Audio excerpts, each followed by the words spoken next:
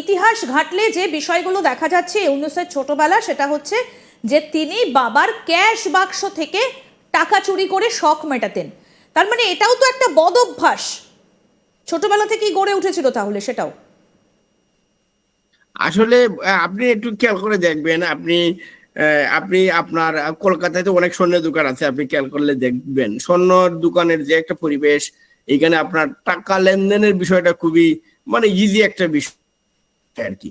হ্যাঁ, এবং ইউনুস কিন্তু ছোটবেলা থেকে দেখতেন তার বাবা কিভাবে গরিব মানুষের স্বর্ণ বন্ধক নিচ্ছেন, এবং গরিব মানুষের স্বর্ণ বন্ধক দিয়ে উনার বাবা মানুষকে টাকা দিত চরম সুদে, এবং কেউ যখন টাকা ফেরত দিতে পারতো না উনি স্বর্ণ বিক্রি করে দিতেন।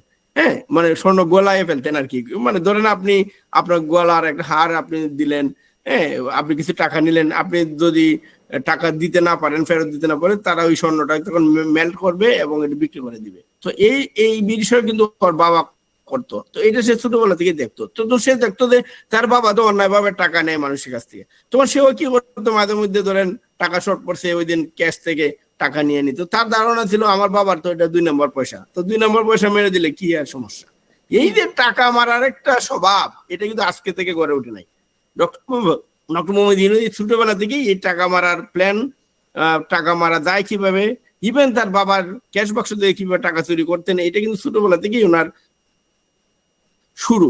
আজকে তিনি বাংলাদেশকে উনি ভাবছেন এটা একটা ক্যাশ বাক্স, এখান থেকে আমি টাকা নিয়ে নিই। এইটা এইভাবেই উনি গড়ে উঠেছেন, এবং উনি দেখেছেন তার বাবা কিভাবে মানুষের টাকা মারে। এই টাকা মারা থেকে উনিও টাকা মারা শিখেছেন, এবং আজকে উনি দেশের টাকা মারছেন। উনার বাবা গরিব মানুষের স্বর্ণ বন্ধক নিত, মানুষকে সুদ দিত, এবং টাকা কেউ ফেরত দিতে না পারলে স্বর্ণ বিক্রি করে দিত। ঠিক তেমনি তিনি আজকে বাংলাদেশকে উনি বন্ধক দিয়ে দিলেন।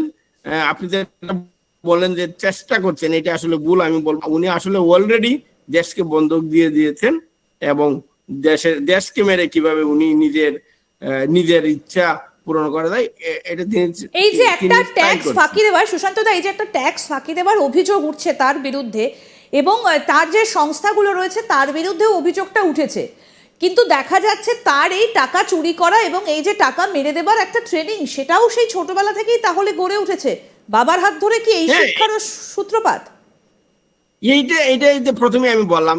দেখেন, আপনি যখন দেখবেন যে আপনার বাবা 2 নম্বরে করে টাকা ইনকাম করে, এবং আপনি বাবা ছোটবেলা থেকে দেখছেন যে বাবার টাকা তো 2 নম্বর টাকা, এটা মেরে দিলে কোনো সমস্যা নাই। তো এই ট্রেনিং কিন্তু আপনার ব্রেইনে ঢুকে গেল। হ্যাঁ, এইটা ধরে আপনি তো 7, 8, 9, 10 বছর 11 বছরে যদি এই জিনিসই করেন, দেখেন আপনার বাবা টাকা মারে কিভাবে, তখন তো আপনার কাছে মনে হবে এটা তো কোনো বিষয় না। ঠিক তেমনি তিনি আজকে এই বিষয়টা মনে হতো দেশের টাকা মেরে দিলে কি আর সমস্যা। আপনি দেখেন উনার নামে, উনার প্রতিটা সংগঠনের নামে, প্রতিটা অর্গানাইজেশনের নামে ট্যাক্স ফাঁকি, এটা কিন্তু অভিযোগ না, এটা প্রমাণিত সত্য। তিনি বাংলাদেশের টাকা মেরে দিয়েছেন, ট্যাক্স ফাঁকি দিয়েছেন, এটা প্রমাণিত সত্য, এবং উনি টাকা পরিশোধ করেছেন। বাংলাদেশ সরকার ধরেন উনার কাছে 100 টাকা ট্যাক্স পায়, উনি কিন্তু ইতিমধ্যে 40 টাকা ফেরত দিয়েছেন, 60 টাকা। আর বাকি টাকার জন্য উনি ক্ষমতায় আসলেন, এসে প্রথম হাইকোর্টের যে মামলার হাইকোর্টের মাধ্যমে, সুপ্রিম কোর্টের মাধ্যমে উনি যে রায়টা নিলেন, এটা হলো উনার যে মামলা ছিল কর ফাঁকির, ট্যাক্স ফাঁকির মামলা, 666 কোটি টাকা, এটা উনি মওকুফ করে নিয়েছেন। আপনি ইমাজিন করে দেখেন, উনি একদিকে বলছেন যে কোটি টাকা, হ্যাঁ এটা তো উনি কনভিক্টেড আসামি, উনি কিন্তু অভিযুক্ত না। শুধু অভিযুক্ত এক জিনিস আর কনভিক্টেড আরেক জিনিস, আপনি তো বুঝতেছেন। মানে উনার নামে শুধু অভিযোগ না, এটা আদালতে প্রমাণিত সত্য, উনি ট্যাক্স ফাঁকি দিয়েছেন, এবং উনি ক্ষমতায় এসেই প্রথমেই উই ট্যাক্স ফাঁকি মামলা থেকে অব্যাহতি নিলেন। দেখেন, একজন কনভিক্টেড আসামি, একজন কনভিক্টেড পাপী, সে কিভাবে দেশের ক্ষমতায় আপনার প্রধান উপদেষ্টা হইতে পারে? এই প্রশ্ন তো আমার আমার আমার না, শুধু সারা পৃথিবী সবার কাছে, যে একজন যে দেশের টাকা মেরে দেয়, যা শিক্ষা তিনি ছোটবেলা থেকে তার বাবার মাধ্যমে পেয়েছেন, মানুষের টাকা মেরে দেওয়া স্বর্ণের মাধ্যমে। হ্যাঁ, তো এই বিষয়টা কিন্তু একদিনে হয় না। বেশ কিছু সূত্র মারফত যে খবরগুলো পাওয়া যায় তাতে জানা যাচ্ছে যে উনি বৃত্তি পেতেন, পড়াশোনার যখন তিনি করেছেন স্কুলে তখন তিনি বৃত্তি পেতেন, এমনকি সেই বৃত্তির টাকাতেও তার হাত খরচ কুলোতো না। তাহলে তার হাত খরচের ধরনটা কিরকম ছিল, কি কি করতেন তিনি? বই পড়তেন শোনা যায়। না, আমি যেটা বললাম, ওনার বাবার যে যে যাদের সাথে উনি উনার বাবা চলাফেরা করতেন এদের মধ্যে জঙ্গি মনোভাবাপন্ন লোকজন ছিল এবং তিনি ছোটবেলা এই সমস্ত ছেলেদের সাথে চলতেন। তা আপনি জানেন লোকজন যখন জঙ্গি ভাবাপন্ন হয় এবং তারা কি করে ছোটবেলায়, এটা আপনি সহজেই অনুমেয়। উনি ছোটবেলা থেকেই আমাদের কাছে তথ্য আছে এবং আমরা জেনেছি উনার বিভিন্ন ছোটবেলা বন্ধু বান্ধবের মাধ্যমে যে উনি ছোটবেলা থেকেই তিনি সিগারেট খেতেন এবং আমি আর না বলি, আপনি জানেন সিগারেটের সাথে আর কি কি খায় মানুষ। ছোটবেলা থেকে উনি 9-10 বছর বয়স থেকেই 10 বছর বয়সী থেকেই তিনি সিগারেট খেতেন এবং অন্যান্য বাজেনের সাথে ছিলেন। যদি পড়ালেখায় ভালো ছিলেন, অনেক সময় আপনি দেখবেন পড়ালেখায় ভালো থাকলেও মানুষের চরিত্র যে ভালো হবে এমন কোনো কথা না।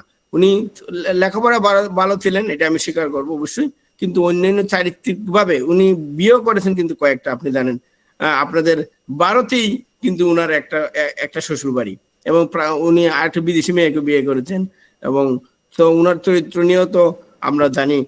এবং আপনি জানেন বর্তমানে উনার বেশ কয়েকটা গার্লফ্রেন্ড আছে। এই বিষয়ে আমরা হয়তো আরেকদিন কথা বলবো, এইগুলো না বলি। তো এই শিক্ষা কিন্তু ছোটবেলা থেকে উনার পাওয়া, এই কারণে উনি উনার বাবার ক্যাশ বাক্স থেকে টাকা চুরি করতেন, কারণ উনার ধারণা ছিল, আমি যেটা ফিল করি, উনার ধারণা ছিল যে আমার বাবার টাকা তো এটা সৎ ইনকামে না, যেহেতু আমার বাবা সুদের মাধ্যমে টাকা ইনকাম করে এবং এই সুদের টাকা আমি কিছু মেরে দিলে কোনো সমস্যা নেই।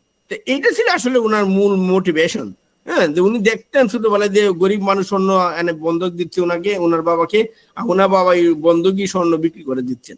এবং তার মানে তো সর্বগুণ সম্পন্ন, নেশা, তারপরে তার একাধিক বন্ধুত্ব, চুরি করা বাবার ক্যাশ বাক্স থেকে, সর্বগুণ সম্পন্ন, আর কিছু বাকি রইল না। দাদা, একটা সূত্র মারফত যেটা জানা যাচ্ছে, 2011 সালে গ্রামীণ ব্যাংকের অপকর্ম অনিয়ম প্রকাশিত হওয়া শুরু হলে তিনি অন্য দেশে চলে যান এবং সেই দেশের থেকে তিনি সাহায্য চেয়েছিলেন।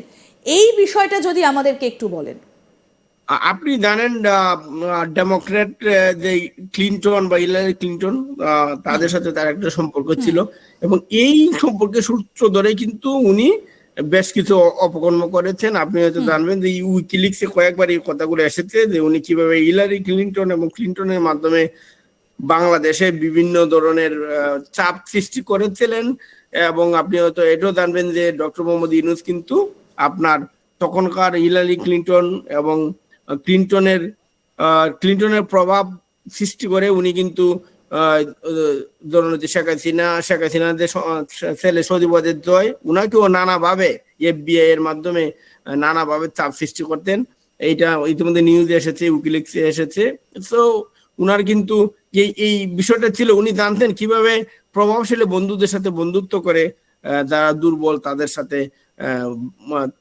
সাথে প্রতারণা করা যায়। এই প্রতারণা উনি গ্রামীণ